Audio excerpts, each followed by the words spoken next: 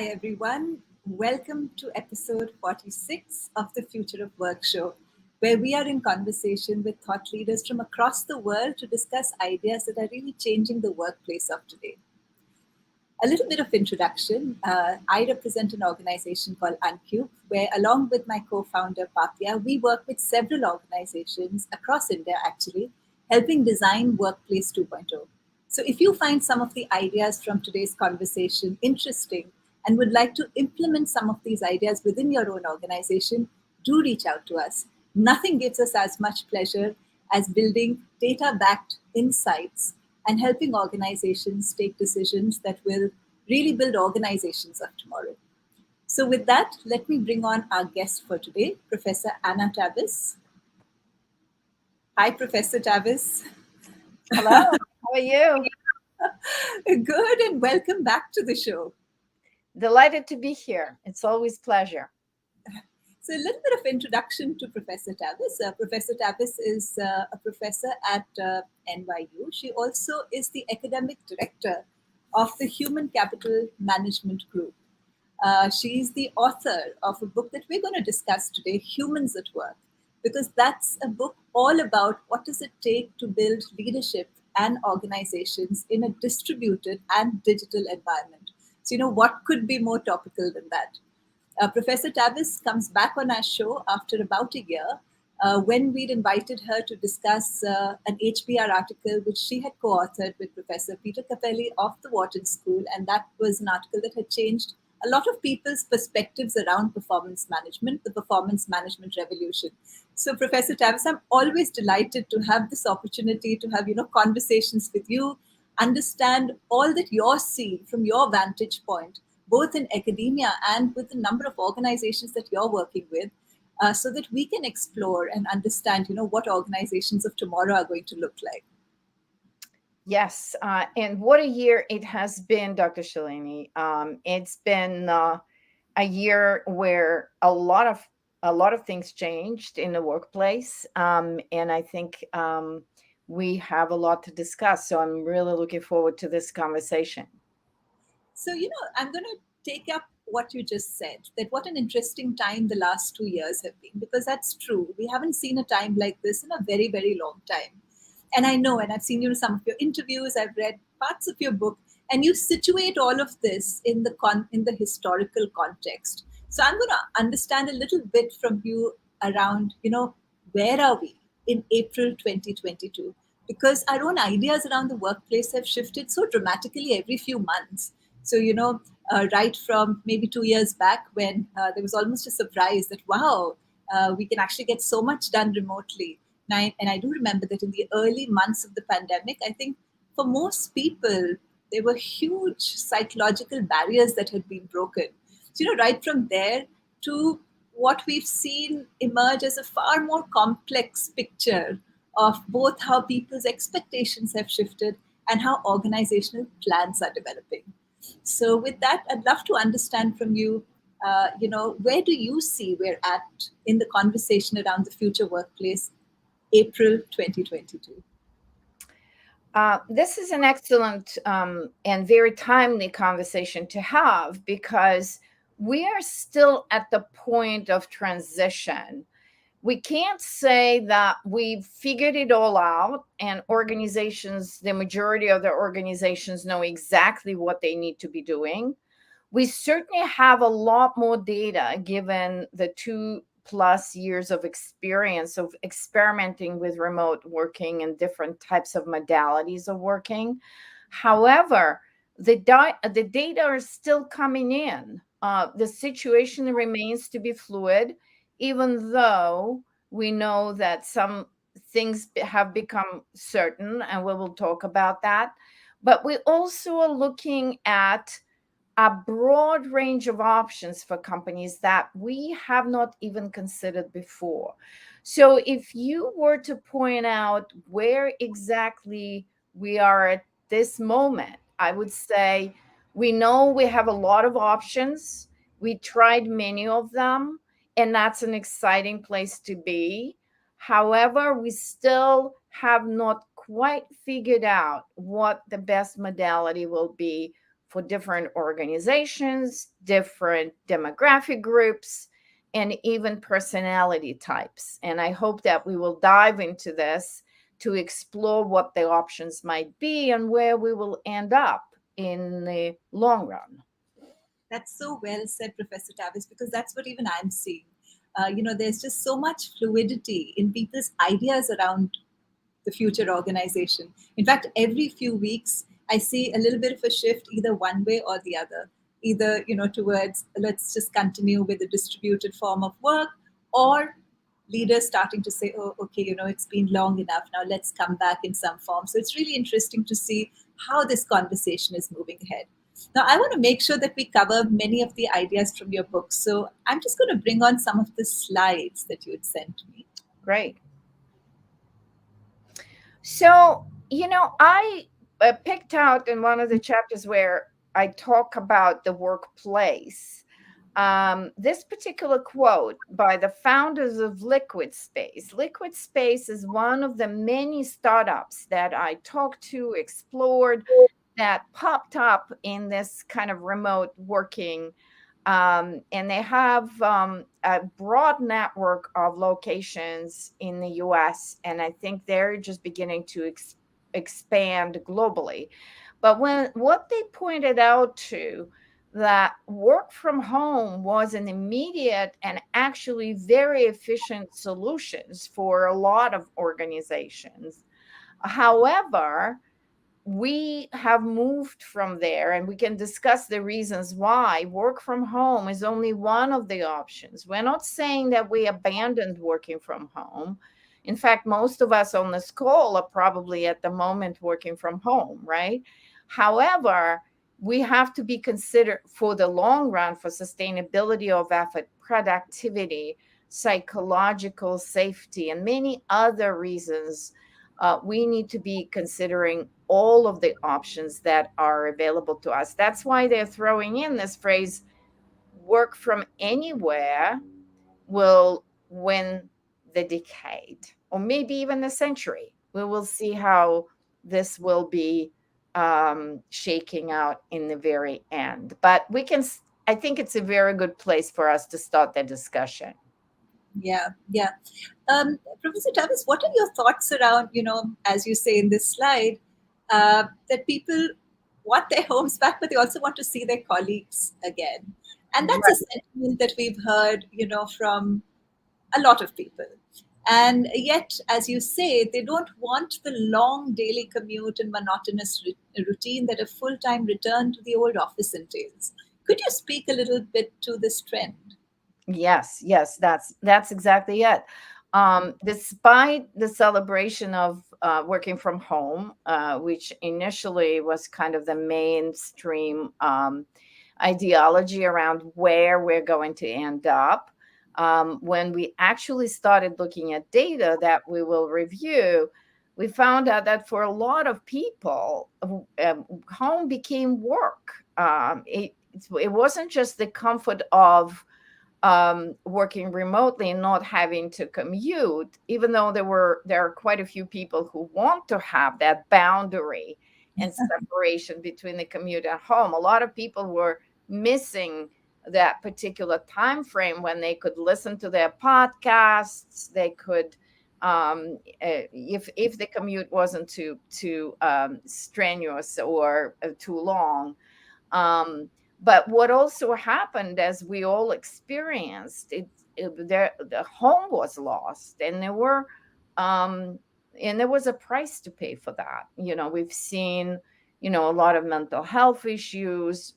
In fact, while productivity spiked up in the first months of working from home, the burnout followed, and it was that people were working all the time because that's what was left to them. So I think here I'm offering a quote from Daybase, another one of those co-working spaces. As I mentioned for my book, I researched a lot of the solutions that popped up that are sort of in between, hybrid solutions between a home and the office. These are co-working spaces. Liquid Space is one, Daybase is another. following sort of a WeWork model, but in many different iterations of this.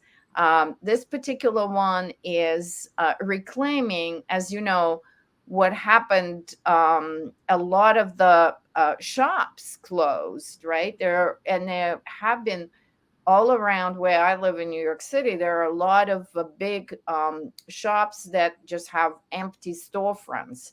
And so this particular company claimed some of those spaces to break them up closer to where people live, especially in the commuting town around New York City. As you know, usually millions of people coming to work, commuting into the city. So what Database has done is built those locations at the commuting hubs in New Jersey, Connecticut, New York, and rented them out on literally the hourly basis, assuming that people want to get out of the house, but they don't want to jump on a train, commute into the city, and deal with the whole logistics of a long commute. And so they made them very welcoming, at the same time serving the industry and serving the local communities, reclaiming those empty storefronts and making these offices much more attractive. I can really understand why people would like this because, as you said, you get your home back to be your personal space and not, just the workspace, which it has become over the last 2 years for most of us. um, I can understand the appeal of leaving home, going out, working in a place where there are others. I'm just curious whether organizations are as excited by this because I can see the appeal from a person's perspective, an individual employee's perspective. But are you seeing organizations also feel excited about work from anywhere kind of option? Yes, and yes. What's really interesting, again, as I reviewed these startups, um, some of them and some of these were combining also Airbnb model with a remote working, a work from anywhere model. So there are companies here, mostly in the cities, in the big cities where there's enough density, where people can, you know, become hosts. And instead of hosting people like hotels, Airbnb, they're actually hosting offices in their spaces, those who have enough space. And it could be a small space, everything from like one person renting just an office space for themselves outside of home, or it could be a team living in the neighborhood. And with the interesting mantra, a walk to work, so that this type of model of remote working is, you have to find that type of accommodations called Cody or Daybase or Liquid Space that will be walking distance to your home. And obviously in high density spaces, you actually can have quite a few colleagues working in the same neighborhood. And so the companies are very interested in providing those types of spaces, renting and renting out those spaces for their teams, when they can actually have teams in neighborhoods where they can work together. It also works really well for companies that might not have offices in specific locations, right? If you are headquartered in Bangalore, but you might want to have engineers in other cities or villages around, where you might want to recruit a few engineers, and they don't have immediate access to your office facilities, but you could still rent that space and have a group of your 10 engineers working together, and with the office type of service. Because one of the things that we found out with the limitations of home offices, Not everyone can afford a lot of the amenities that the office provides. There was actually some research done around, how many people are working in their bedrooms, in their kitchens. I have friends who refurbish their closets, and they're really sitting in the closets. And some of us here are living in big cities, so we really don't even have that much space in our homes, right? So, especially as we will discuss later, more junior associates in companies, more entry level jobs where people really want to have the ability to have office type of environment, but not necessarily commute or even relocate. In this particular case, relocate to another city. You can actually, so that's what these companies are really targeting. It's not so much individuals, even though they do have individual clients, but a lot of their clients are actually big companies that are looking to distribute their workforce to support them in creating those offices, and allow for this remote working across the nation. And now they are exploring globally. And another thing I want to throw in, since I teach at NYU, as you know, education also kind of moved online, and a lot of our students were taking classes online. Universities often create contracts, and that's a new thing, with similar type of arrangements where they can have a group of students taking class together, but not necessarily commute to or relocate to another city. So I think there's a lot of potential in exploring these in between spaces of remoting work, at the same time providing the environment and even the collaboration and teamwork and face-to-face opportunities for people without necessarily bringing them back to the headquarters. I love what you said, Professor Tavis, about the in between spaces. It's not home, it's not the original office, let's call it that, the place that people used to work. But what you're seeing in your research is that there are many of these in between places that are emerging as part of the new possible work arrangements. And I can see advantages from an individual's perspective. As you said, walk to office is a huge one. Avoid long commutes. So you go to work, you leave your bedroom behind, go to a different environment, have the opportunity of working with some people, perhaps from your organization or from connected industries, so that it isn't as lonely. And social isolation has been such a challenge of the last 2 years, so it takes care of that a little bit.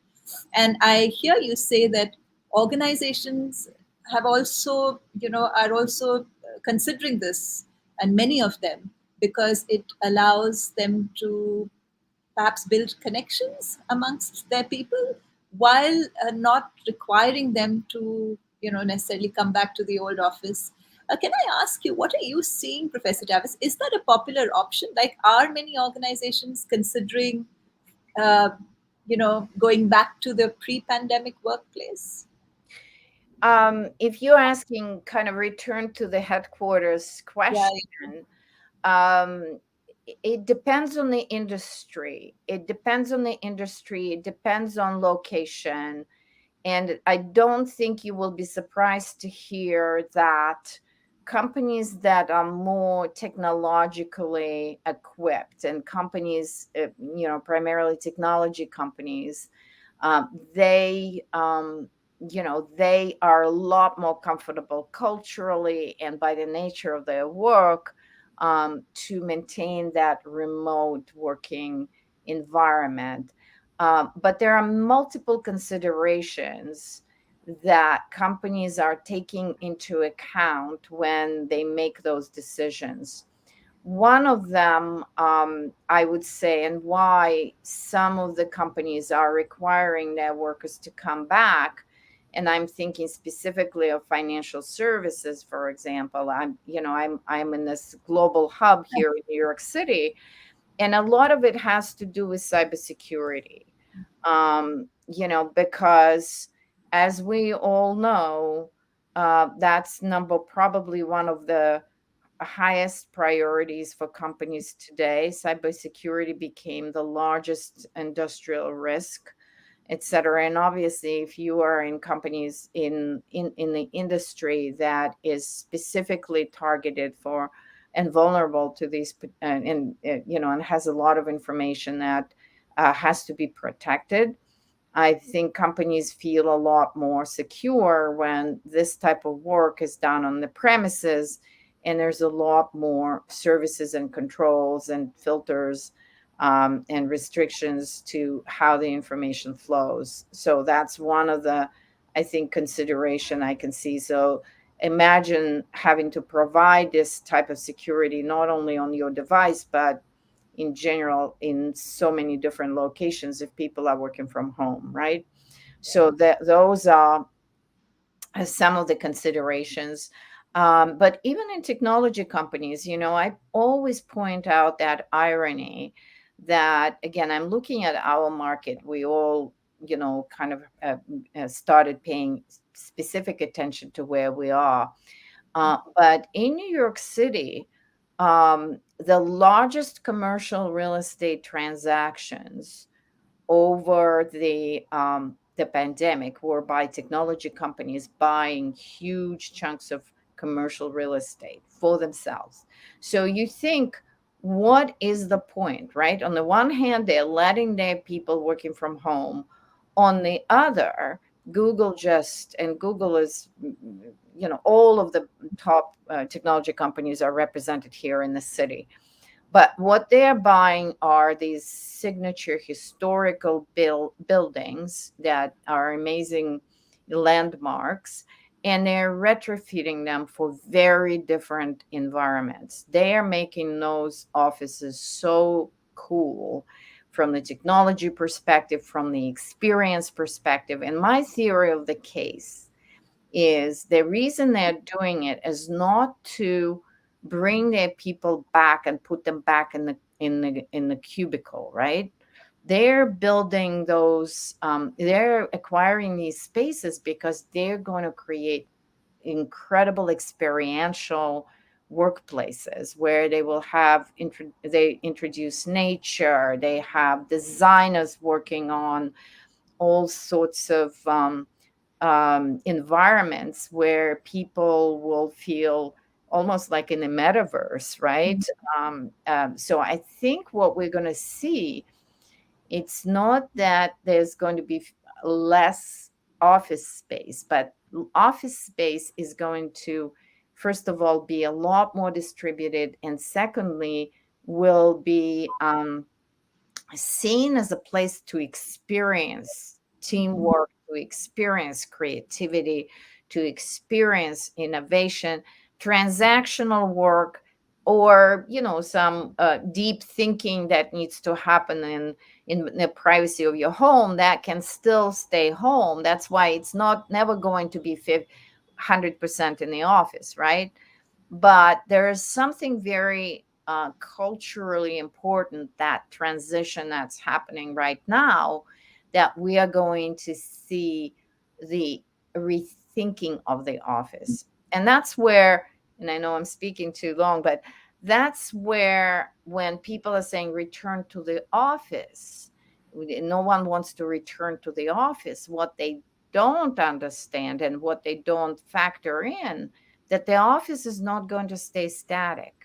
The office is going to continue to evolve, and it will be a space of a very, very special, unique experience that you cannot create at home. So as our interests, our capabilities technologically evolved, our preferences evolve, so does the office. Some of the most interesting conversations I'm having now are with the architects who are working on these projects, and they're talking about how innovative, creative, and energizing those types of office redesign projects are becoming. Wow. Wow. No, I just find it so interesting that the office has almost flipped from, just as well, often as somewhat sterile sort of a space where you just went to do your work and it was mostly about that, and mostly about having the infrastructure for work, to becoming an experience of its own. And I think you're speaking about how you're seeing this trend right in New York, where frankly I wouldn't have quite expected what you said, that tech companies have bought large spaces in historical buildings, which is also quite interesting given uh, you know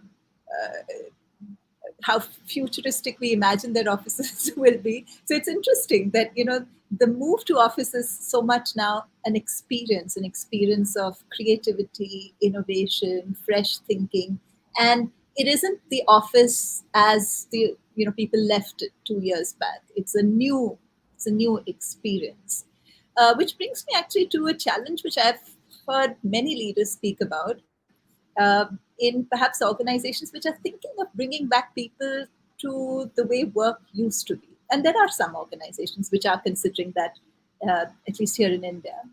And one of the big challenges they're having is that people are asking, okay, why should I come back?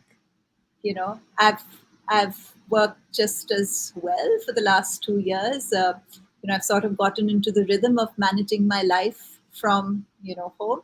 Uh, Now, in many cases, it means relocating back to a major city, whereas I've gone back to a smaller, place with lower costs of living and perhaps family, etc. So, we're seeing a lot of reluctance in people to come back to the office as it used to, in the same form that they had left it. I'm wondering, are you seeing something like that throughout the United States as well? A reluctance to come back to Yes. the old office? Yes. I think to really inform this question with some research and data, I think I sent some data for not this one, but maybe we'll go to the next slide. So what companies are expecting and people really look for is if they're in the office to be concurrent with other colleagues. What I am noticing is I'm much more willing to be in the office if I know who is going to be there, and I have an option of going or not going. It's almost like a party, right? Who is going to be at the party? Is it going to be worth my time going when people are in the office? So as you can see, the top performing companies, the majority are still preferring that concurrent presence of teams in the office and like agile working, right? That's still working on teams. So and if people don't, where I fully agree with you, people do not want to sit in the office by themselves. In fact, I mean, I hear a lot of complaints. It's the worst of both worlds, right? If you are in the office, you close your door like I do sometimes, and I'm on Zoom all day. And so the question is, why am I doing it? What's the point of being in the office? However, that concurrency and coordination of when people are in, so that you could have people bumping into each other, saying hello, smiling.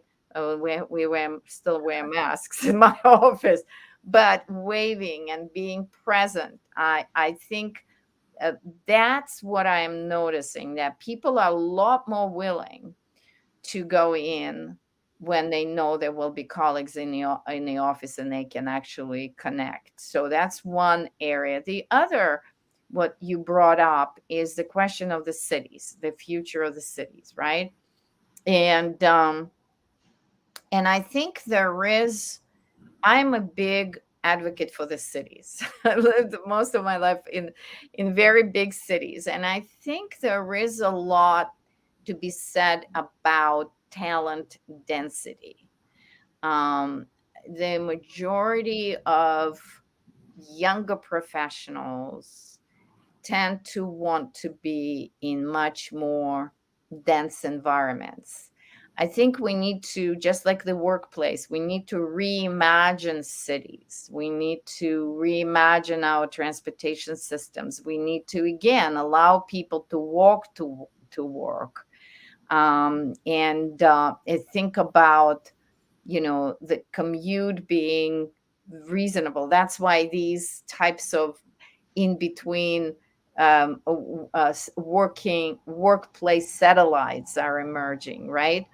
But what about having a drink after work? What about having coffee before the meeting with somebody one on one? I find that that kind of that density, that being face to face, we need to be very careful about not to destroy that proximity, that opportunity to be connecting with a live human being. So I do believe that there will be some people who are, and we can talk about what that demographic is, who are going to be comfortable being remote fully and living in a small place in a small village, remoting in. But especially for the younger generation, we are going to see still the tendency to be in much more socially dense areas, and there is a future for the city in that sense. And I think my next slide actually shows the reasons. It's a little bit busy here, but there are multiple, preferences here. So what are the reasons why they would be by themselves or in the office, and in other different locations? And if these are available, I don't think you can see it very easily, but what you are going to see is the more collaborative, innovative, creative reasons people have, the more they want to be with others in the same space. And obviously processing, transactional work, etc., happens more in the privacy of your home or your privacy of your cubicle, wherever you work. So I think that we're going to see that range, and that's why we do need to track what commercial real estate is doing, what the architects are doing, how companies are investing in what they're investing in, and put all of those factors together to think about how we are going to reconfigure, reframe working going forward.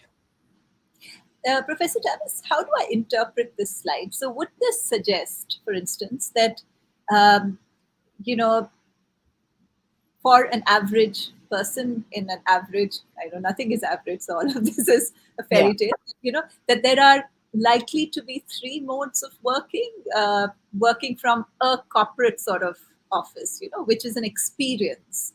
And your earlier slide spoke about it's the big ones which are, and high performing big ones which are able to create those maybe experience offices, so we spend some time there, and we spend some time in the walk from home sort of office, this third co-working kind of place, and then some time of our week working remotely. Is that how you see it, for Yeah. many people panning out?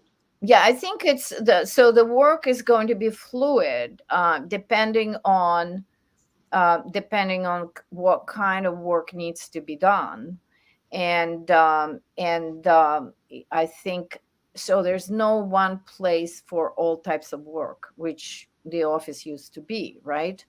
So we are beginning to be more targeted and better understanding what kinds of environments are more conducive to productivity and the desired outcomes in in specific situations. Again, If it is purely transactional, something that just needs to be done, we all know we don't need any interruptions. We don't need any context for that. It's the privacy. You could do it remotely. You could do it from home.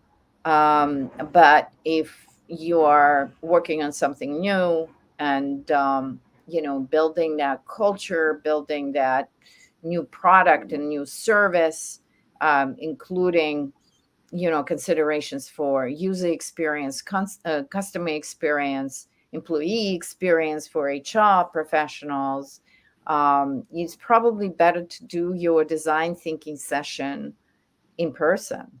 I am a big fan of like design thinking, and using those types of techniques in creating new processes and new even policies. And I know, and I'm using really, really cool tools.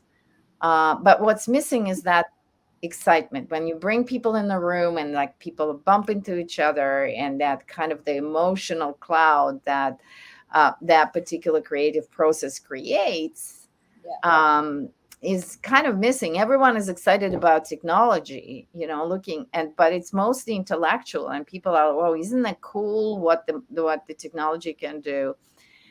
It will be definitely interesting to see where we are going to end up with metaverse, Yes. um, uh, because I think the idea here is that metaverse is going to break through some of those boundaries where we will be able to emotionally connect there as well. But what was really interesting to me, I polled my students, who are the next generation HR leaders. I teach in the master's degree program that we offer at NYU. And almost all of them told me that they don't want to be in the metaverse. Oh, really? That is very interesting. And And they, is it because it might be overwhelming, or no, I think this generation, and especially coming out of 2.5 years of purely online learning,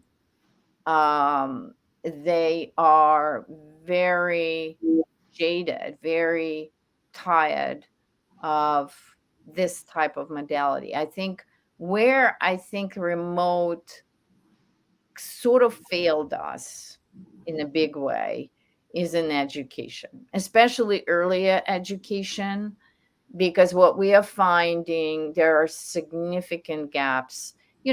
Obviously, if you go to more senior, our students are all working professionals. It's convenient. You get your degree, at night, and all you need to do is to turn on your computer.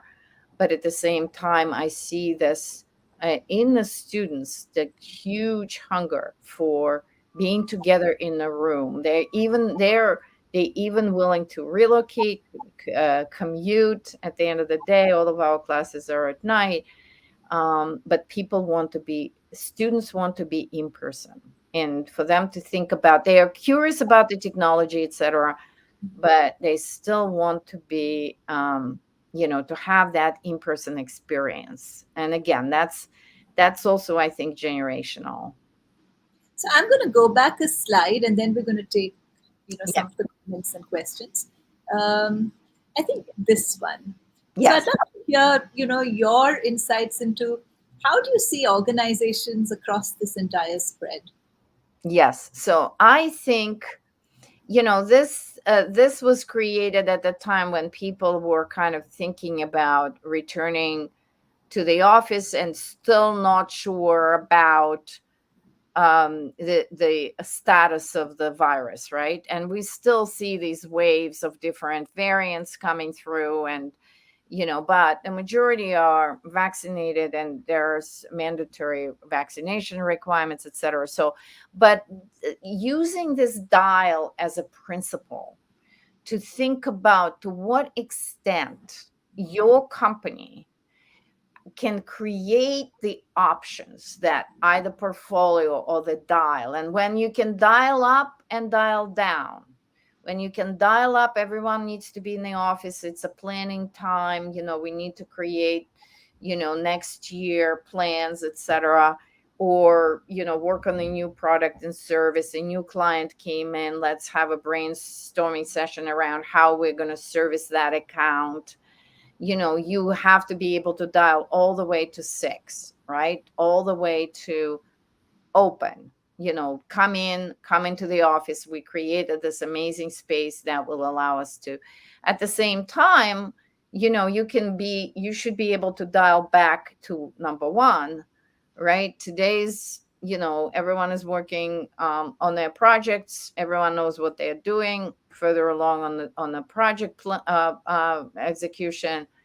You may be just sitting at home, or things also having the flexibility when things happen individually, right, for people, and the ability to accommodate people's different situations with this kind of 1 to 6 option dial is, I think, a strength to the organization, to be attractive to certain types of talent, to be attractive to diverse talent, women and people with disability, and other types of accommodations are much easier to introduce when you have a set of options that your company allows for, right?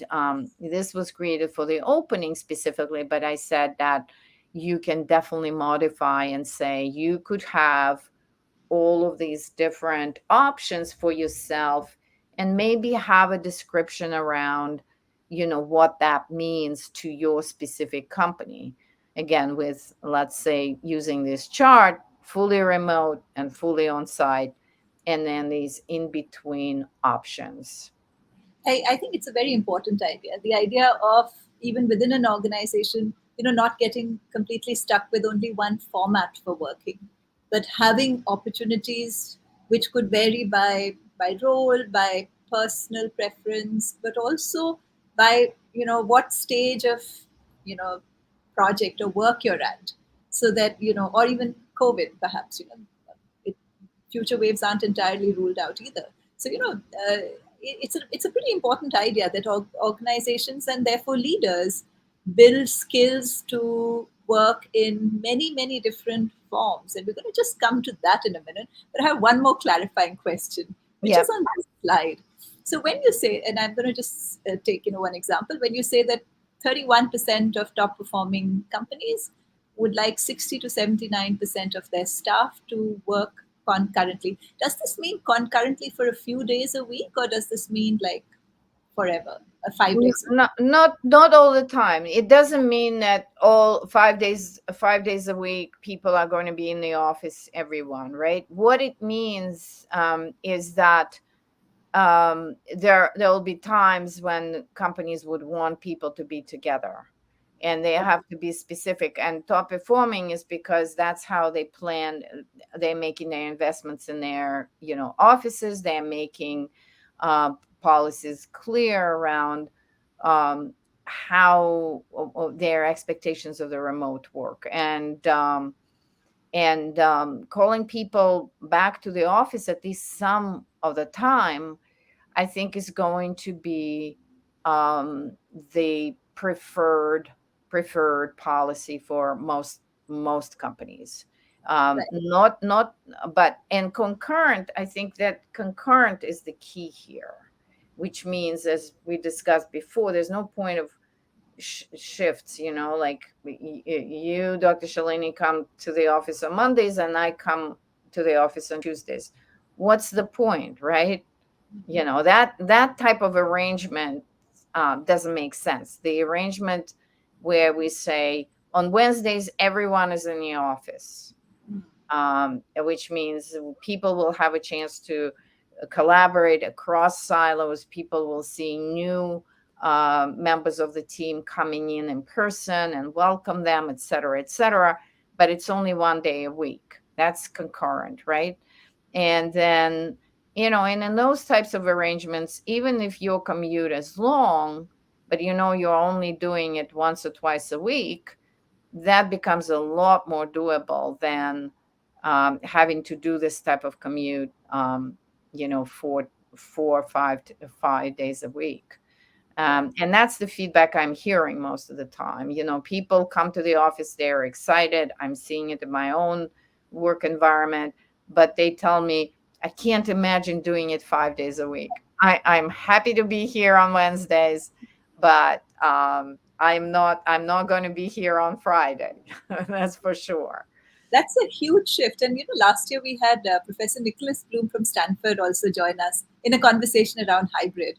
And his recommendation was also this, that bring in teams on the same day, because otherwise it's sort of there's no purpose, and you don't need any of the good things that workplaces can provide, the capacity for brainstorming, innovation, getting to know each other. You need people who are in adjacent teams, in the same work group, adjacent teams, or could be even more broadly in office together on similar days.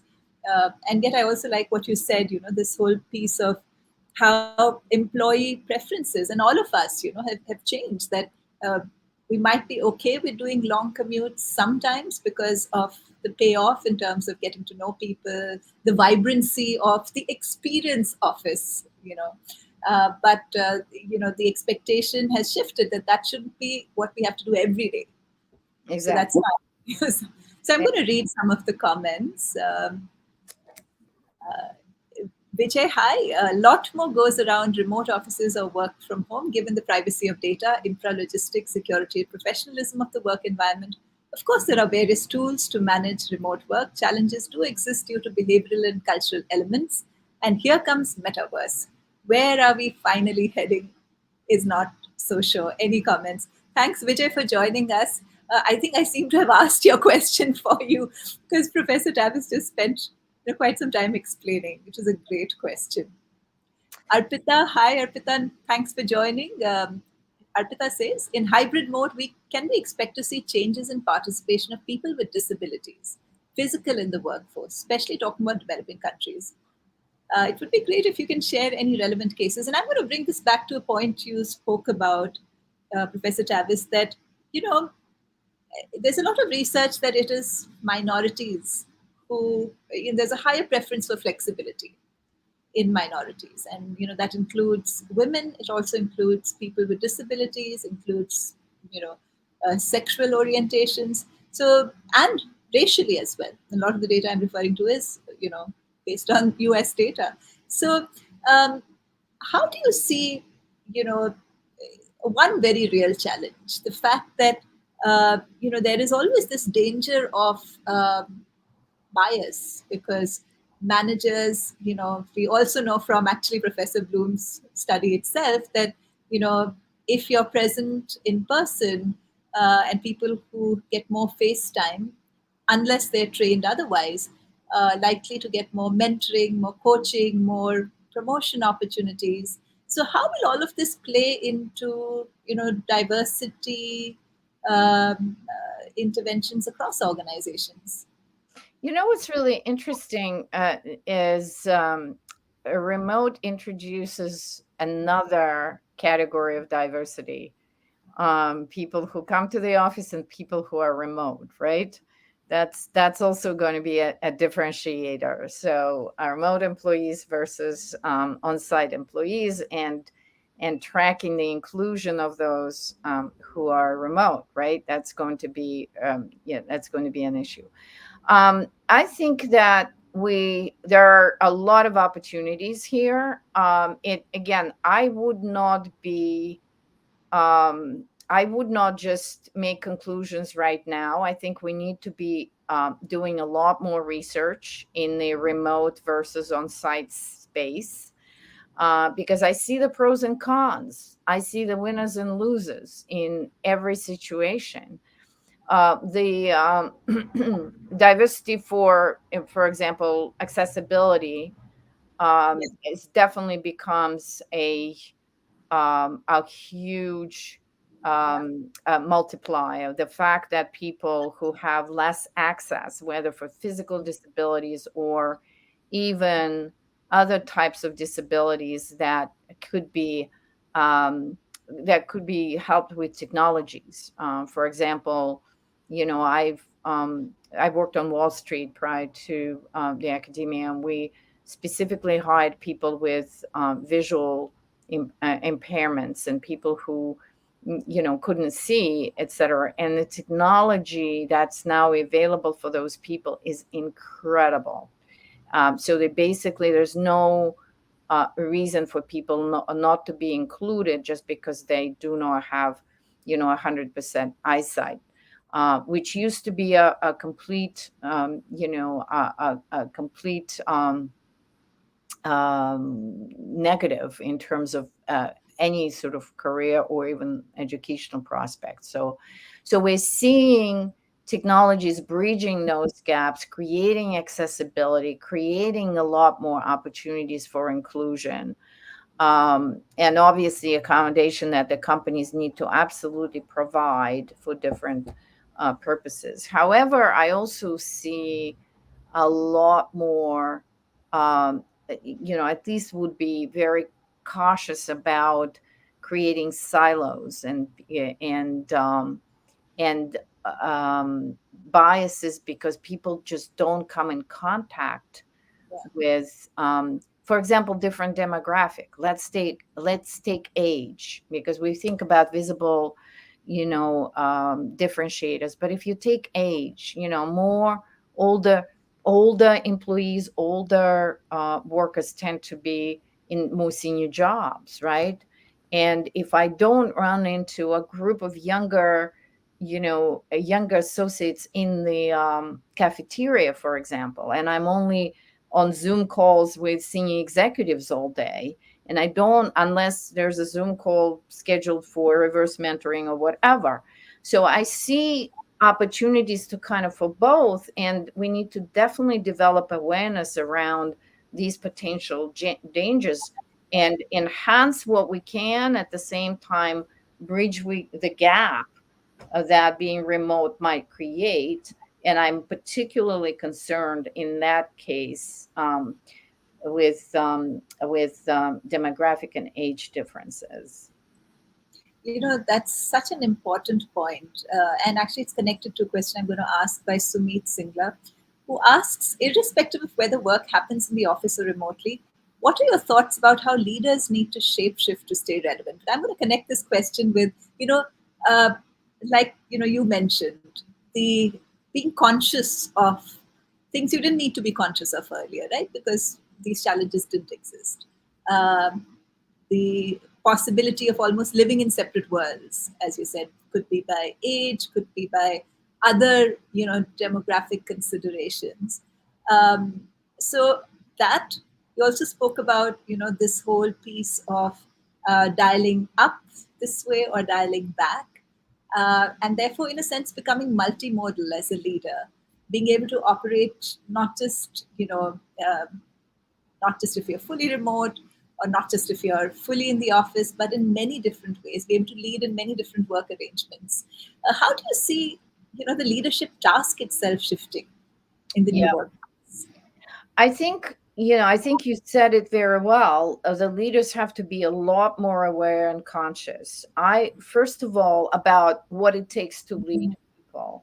I will start out with the real importance of this, building that self-awareness, getting feedback, understanding how you react, respond to things, and translate that into the empathy for other people.